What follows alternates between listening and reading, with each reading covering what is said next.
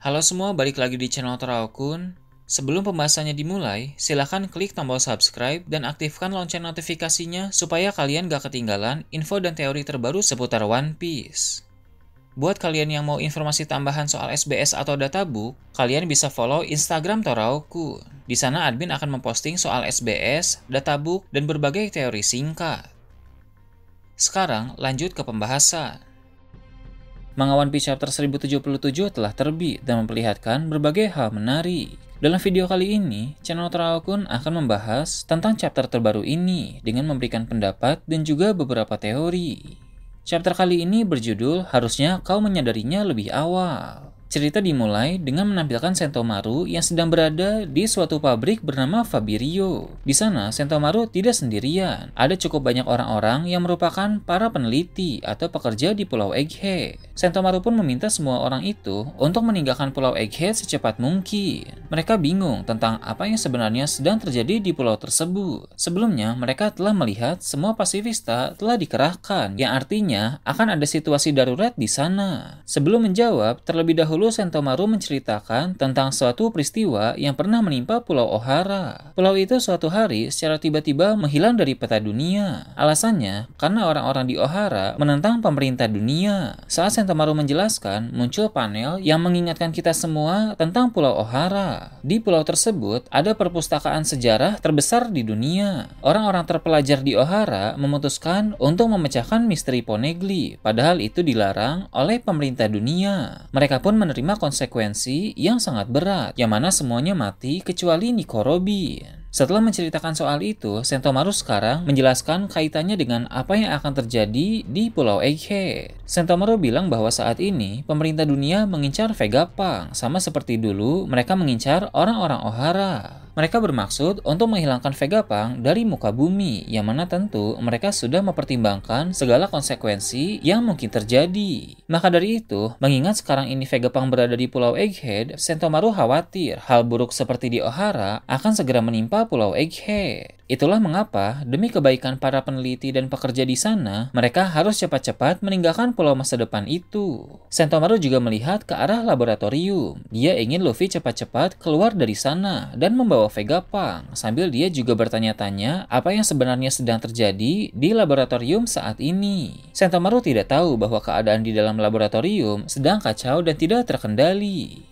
Beralih ke dalam laboratorium, diperlihatkan ruang kendali yang berada di lantai 4. Kita tahu dari chapter yang lalu, S-Hawk dan S-Bear telah terkena telak serangan kombinasi Luffy dan Rob Lucci, serta Zoro dan Kaku. Dua Serapim itu pun terlempar menembus dinding. Namun, rupanya S-Hawk dan S-Bear belum kalah usai terkena telak serangan tersebut. Jangankan kalah, keduanya bahkan tidak terluka sama sekali. Sekarang ini, mereka telah kembali ke tempat Luffy, Zoro, Rob Lucci, dan Kaku. Pertarungan pun berlanjut. Luffy memakai teknik Gomu Gomu no Kong Organ dan Rob Lucci memakai teknik Hand Pistol Yellow Lotus untuk melancarkan serangan bersamaan kepada S-Bear. Serapim itu pun terkena telak serangan kombinasi tersebut. Sedangkan Kaku saling serang dengan S-Hawk. Lalu ketika ada kesempatan, Zoro melancarkan serangan tebasan One Sword Style Iai Lion Song yang mengenai tubuh S-Hawk dengan telak. Namun, baik S-Bear maupun S-Hawk sama sekali tidak terluka usai terkena serangan-serangan tersebut. Mereka mampu bertahan dari berbagai macam serangan yang mereka terima.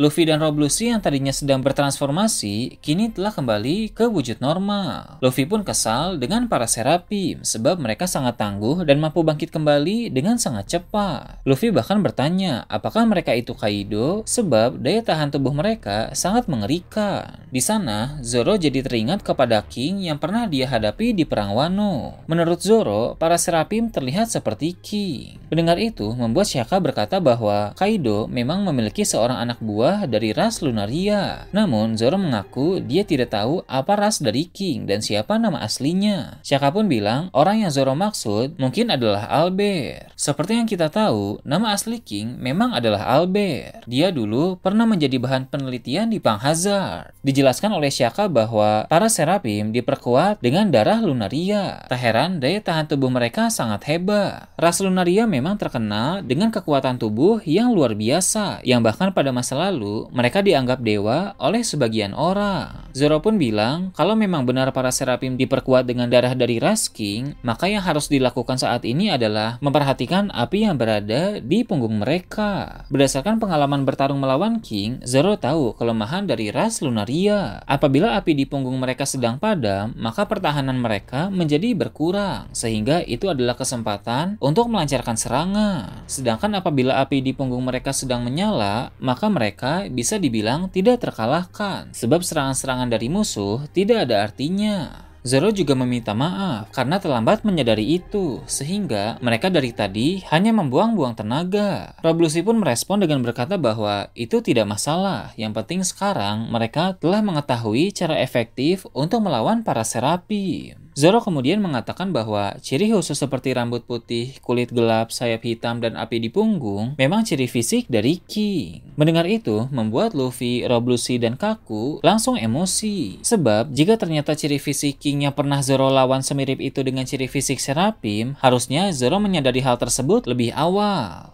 Setelah itu, Shaka bersiap pergi untuk meninggalkan ruangan. Luffy bertanya kemana Shaka akan pergi, dan dia menjawab dia akan pergi ke tempat yang mungkin saja di sana tempat Vegapunk berada. S-Hawk berniat menyerang Shaka, tapi Zoro dengan cepat menahan serangan tersebut. Kita bisa melihat ekspresi terkejut S-Hawk karena Zoro mampu menangkis serangannya dengan sangat cepat dan santai.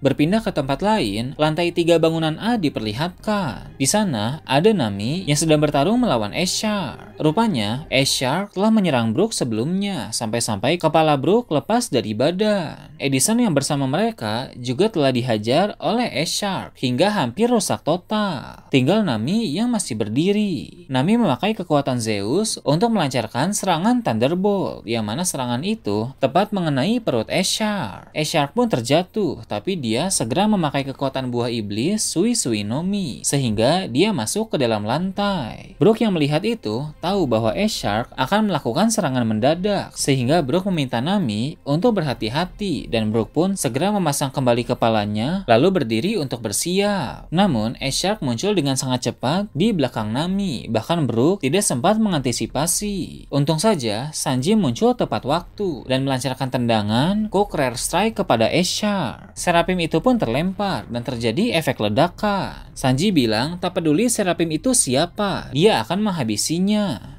Sementara itu, di lantai 3 bangunan C, kelompok Usopp sedang bertarung melawan S-Snake. Lilith menembak S-Snake dengan bubble gun, yang mana S-Snake menghindar, tapi dia sempat terserempet gelembung dari bubble gun itu. S-Snake pun melemah dan terjatuh. Rupanya, bubble gun mengandung energi laut, sama seperti batu laut. Bubble gun adalah salah satu penemuan hebat dari Vegapunk yang efektif untuk menghadapi pengguna buah iblis tanpa memakai haki atau batu laut. S-Snake menjelaskan bahwa gelembung yang mengandung energi laut itu menjadi kelemahan dari para pengguna Green Blue. Itu artinya pengguna Green Blue sama saja dengan pengguna buah iblis asli, yang mana energi lautan biasanya menjadi kelemahan mereka. Melihat S-Snake terjatuh membuat Franky ingin segera menangkapnya, tapi S-Snake menendang Franky karena dampak dari energi laut tadi sudah menghilang. Setelah itu, S-Snake menembakkan laser, membuat kelompok Usopp menjadi kacau. Saat ada kesempatan, Franky mengambil gelembung yang tadi ditembakkan oleh Lily. Dia pun memakai gelembung itu untuk menjepit tubuh S-Snake di lantai. S-Snake mengaku kesakitan, sehingga Franky segera meminta maaf sambil mengangkat kedua tangan. Itu menjadi kesempatan S-Snake untuk menendang Franky lagi. Tendangan tersebut dikombinasikan dengan kekuatan buah iblis Mero Mero no Mi, sehingga Franky pun langsung berubah menjadi batu.